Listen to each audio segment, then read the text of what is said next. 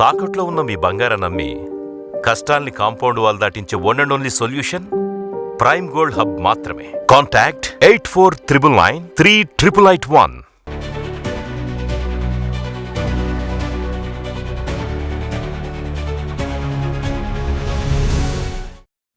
Hi viewers, welcome to ఆదర్ మరొకడం. నేను మీ ప్రసాద్. జగన్కి సవాల్ విసిరిన బీటెక్ రవి ఏ విషయంలో విసిరారు, ఎందుకు విసిరాల్సి వచ్చింది అనే అంశాలను ఈ వీడియోలో మీకు తెలియజేస్తాను. దానికంటే ముందుగా జగన్మోహన్ రెడ్డి గారు ఏదైతే ఆయన పరిపాలించిన తీరు, ఇటీవల ఎదుర్కొన్న ఓటమి, వాటిపైన మీ అభిప్రాయాన్ని కామెంట్ సెక్షన్లో తప్పకుండా తెలియచేయండి. ఈ వివరాలకు వెళ్ళినట్లయితే బీటెక్ రవి ఇదే పులివెందుల నియోజకవర్గంలో జగన్మోహన్ రెడ్డి గారికి ప్రత్యర్థిగా ఎప్పుడు ఆయన పోటీ పడుతూనే ఉంటారు. అయితే ఇప్పుడు కూటమి అధికారంలోకి వచ్చిన తర్వాత అక్కడ పులివెందులలో కూడా పరిస్థితులన్నీ కూడా మారిపోయాయి అనే దానికి ప్రత్యక్ష తార్కాణం ఏంటి అంటే ఇటీవల జరిగిన జెడ్పీటీసీ ఎన్నికలు. ఈ జెడ్పీటీసీ ఎన్నికల సందర్భంగా ఏదైతే వైసీపీ చేతులు ఎత్తేసి ఒకరోజు ముందుగానే, అంటే రేపు ఫలితాలు అనగా ఇవ్వాలగానే జగన్మోహన్ రెడ్డి గారు ప్రెస్ మీట్ పెట్టేసి, ఇక దాని తర్వాత కౌంటింగు, ఆ రోజు వచ్చిన ఫలితాలు, తదుపరి జరిగిన పరిణామాల నేపథ్యంలో ఇంకెక్కడా కూడా ప్రెస్ ముందుకు రాలా జగన్మోహన్ రెడ్డి గారు. సో ఇక మాజీ మంత్రి పేరు నానికి ఆ టాస్క్ ఇచ్చారు. ఇదంతా కూడా మనం చూసాం. అయితే ప్రజాస్వామ్యబద్ధంగా జరగలేదు, ప్రజాస్వామ్యాన్ని ఖూనీ చేశారు, రాజ్యాంగాన్ని తొంగలో దొక్కారు, ఎన్నికల కమిషన్ కూడా అమ్ముడుపోయింది అని చెప్పేసి అనేక రకాలైన ఆరోపణలు ఇదే వైసీపీ నాయకులు పదే పదే ఈ జెడ్పీటీసీ ఉప ఎన్నిక పైన మాట్లాడుతూ ఉన్నారు.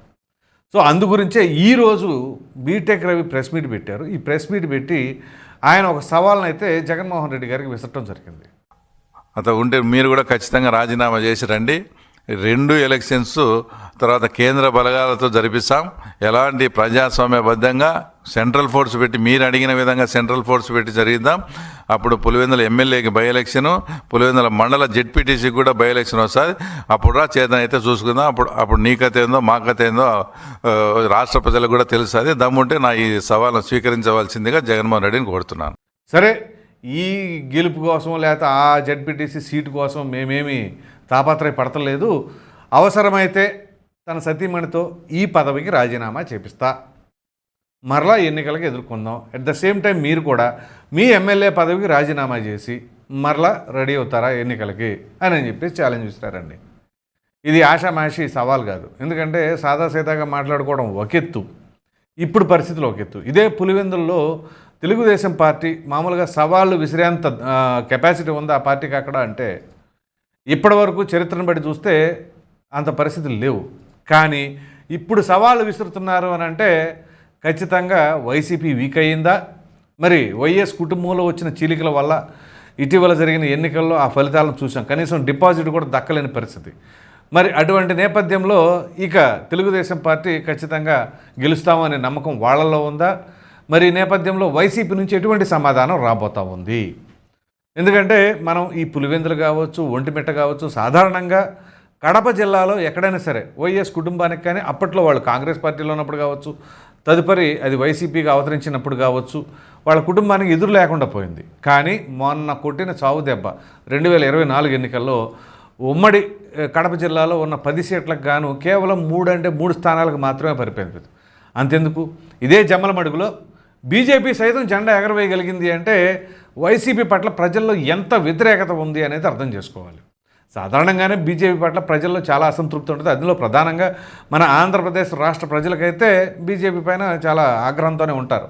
మరి అటువంటి బీజేపీని కూడా క్షమించేసి మాకు వైసీపీ మాత్రం వద్దు, బీజేపీ కాదు ఎవరున్నా పర్వాలేదు అనే విధానంలోకి ప్రజలు అయితే రావడం జరిగింది.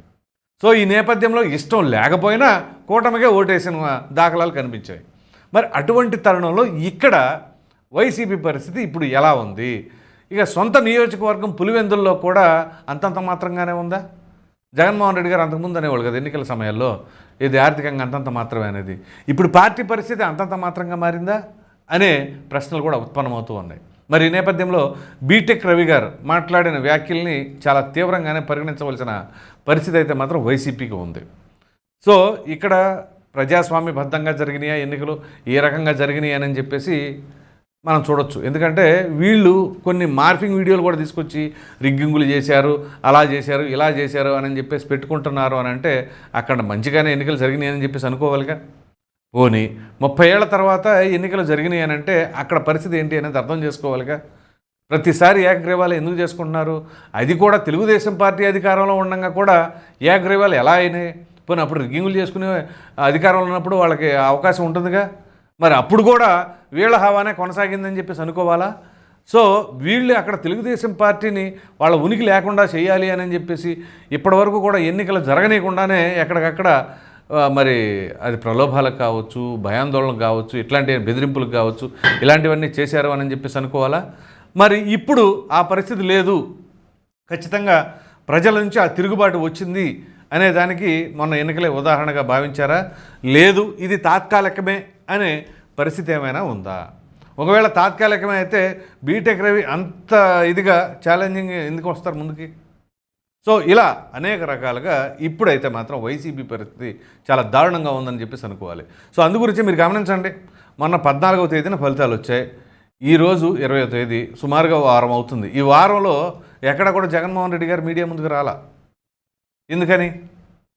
పోనీ నిజంగానే వాళ్ళు అనుకుంటున్న వర్షన్ ప్రకారంగా రిగ్గింగులు, లేకపోతే బెదిరింపులు, లేకపోతే రౌడీయిజాలు ఇవి చేశారని అనుకుంటే అదే వచ్చి ఎండగట్టొచ్చుగా.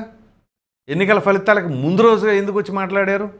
ఫలితాలు వెలువడిన తర్వాత వచ్చి ప్రెస్ మీట్ పెట్టి గట్టిగా బహిరంగంగా ప్రజల్లో పెట్టచ్చు కదా ఆ చర్చ. అలా బెటరు.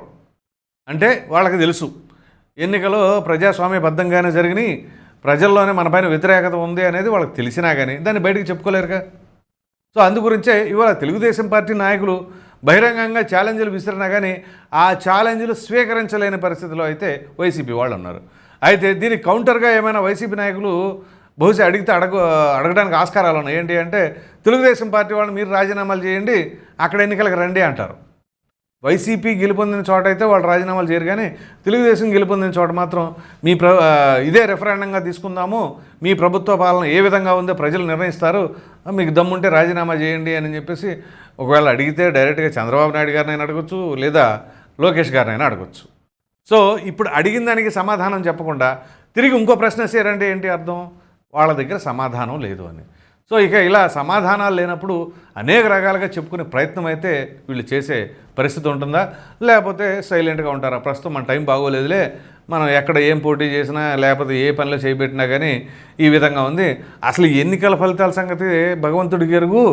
ముందుగా ఈ కేసులు లేనిపోయిన తలనొప్పులన్నీ వస్తున్నాయి కదా, ఈ కేసులకు సంబంధించిన అంశంలో మరి ఇప్పుడు ఉక్కిరి బిక్కిరి అయిపోతా ఇక ఈ ఓటమి గెలుపు వాటన్నిటి సంగతి తర్వాత ముందు మనం లోపలికి వెళ్లకుండా ఎలా ఉండాలి అనే ప్రయత్నాల్లో ఏమైనా నిమగ్నం అయిపోయి ఉన్నారా? సో అందుగురించే ఇక లాయర్లతో కావచ్చు, పెద్ద పెద్ద ఎక్స్పీరియన్స్ ఉన్న అడ్వకేట్లతో కావచ్చు కూర్చొని మీటింగుల మీద మీటింగులు పెట్టుకుంటున్నారా, ఏం చేస్తున్నారు అనేది కూడా ఆలోచించవలసిన పరిస్థితి అయితే కనపడతా ఉంది. ఎందుకంటే ఇటీవల తాజాగా జరిగిన పరిణామాలు ఉన్నాయి కదా, వైఎస్ వివేకానంద రెడ్డి గారి హత్య మరలా లైమ్ లైట్లోకి వచ్చింది. అది వచ్చిన దగ్గర నుంచి ఇప్పుడు గుండె దడేయలమంటుంది ఒక్కొక్కళ్ళకి. ఎందుకంటే సుప్రీంకోర్టు నిర్ణయాల మేరకు కదా ఇప్పుడు దర్యాప్తు జరగబోతుంది. ఒకవేళ రేపు 9వ తారీఖున కనుక ఆదేశాలు ఇస్తే, సో ఈ నేపథ్యంలో మనం ఈ రాజకీయాల్లో ఇప్పుడు ఎక్కడ కొట్టుకుంటాం, ముందు ఆ కేసుల సంగతి తేల్చేద్దాం అనే పరిస్థితుల్లో ఉన్నారా ఏంటి అనేది తెలియాలి. సో మొత్తానికి ఇక్కడ బీటెక్ రవి గారు అయితే ఓపెన్గానే ఛాలెంజ్ విసిరారు. మరి చూద్దాం వైసీపీ నాయకులు దీనిపైన ఏ విధంగా కౌంటర్ వేస్తారా ఏంటి అనేది. ఈ వీడియో పైన ప్రధానంగా పులివెందుల్లో వైసీపీ పరిస్థితి ఏ విధంగా ఉంది అనే మీ అభిప్రాయాన్ని కామెంట్ సెక్షన్లో తప్పకుండా తెలియచేయండి. Thank you.